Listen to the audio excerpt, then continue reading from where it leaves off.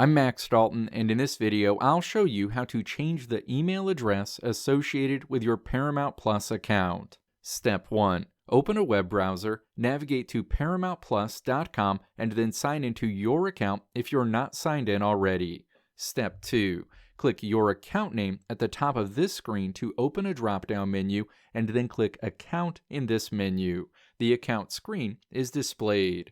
Step 3. Navigate to the Email and Password section and then click Edit Email next to your current email account. Step 4.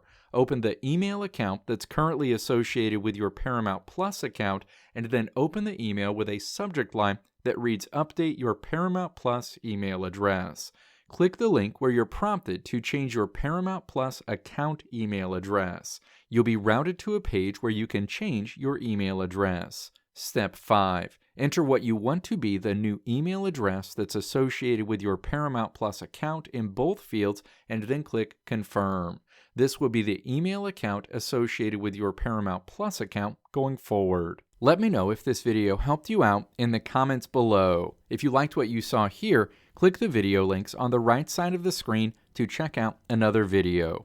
Or click the logo on the left side of the screen to check out my tutorial website at www.maxdalton.how.